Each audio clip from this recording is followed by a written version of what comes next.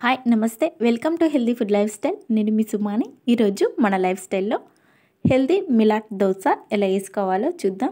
ముందుగా మనం ఒక బౌల్ తీసుకొని దాంట్లో 1 కప్పు వరకు మినపగుళ్ళని తీసుకోవాలి. 1/4 కప్పు రాగుల్ని తీసుకోవాలి. రాగుల్లో లో క్యాలరీస్ ఉంటాయి.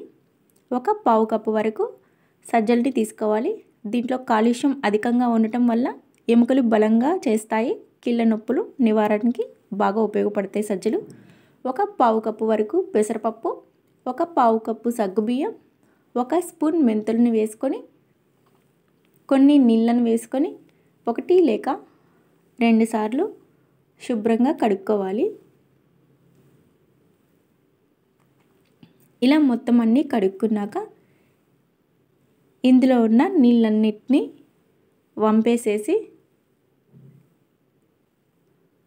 మరికొన్ని నీళ్ళని వేసుకోవాలి. ఇలా వేసుకొని ఒక 7 లేక 8 గంటల పాటు నానబెట్టాలి. 7-8 గంటల తర్వాత ఇవి ఇలా నానాయి ఇందులో ఉన్న నీళ్ళని కూడా వంపేసేసి మనం ఒక మిక్సీ జార్ తీసుకొని వాటిలో మిక్సీ వేసుకోవాలి. కొద్ది కొద్దిగా వేసుకుంటూ కొన్ని నీళ్ళని వేసి మూత పెట్టుకొని మెత్తగా గ్రైండ్ చేసుకోవాలి. ఇలా మొత్తం అంతా గ్రైండ్ చేసుకున్నాక వేరొక గిన్నెలోకి వేసుకొని ఒకరోజు నైట్ అంతా వీటిని పులియబెట్టాలి. నెక్స్ట్ డే మార్నింగ్కి ఇలా పులిచిన పిండిలో మనం కొద్దిగా సాల్ట్ వేసుకొని గరిటతో అంతా మిక్స్ చేసుకోవాలి. కొన్ని నీళ్ళని వేసుకొని గరిటతో మొత్తం అంతా తిప్పాలి. ఇక గ్యాస్ ఆన్ చేసుకొని మనం పెనాన్ని పెట్టుకోవాలి. పెనం హీట్ అయ్యాక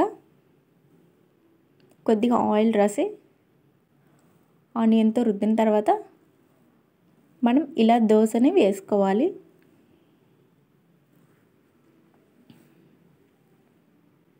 ఇలా దోశ వేసుకున్నాక దీని మీద కొద్దిగా ఆయిల్ని వేసుకొని 2 వైపులకి తిప్పుకుంటూ కాల్చుకోవాలి ఈ దోశని.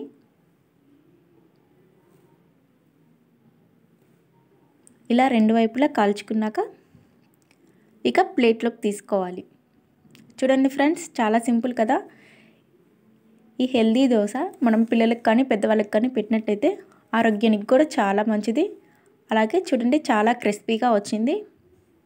మీరు తప్పకుండా ట్రై చేయండి. మీకు ఎలా వచ్చిందో కింద కామెంట్ సెక్షన్లో కామెంట్ చేయండి. మరిన్ని హెల్దీ రెసిపీస్ కోసం మన ఛానల్ని సబ్స్క్రైబ్ చేసుకోండి.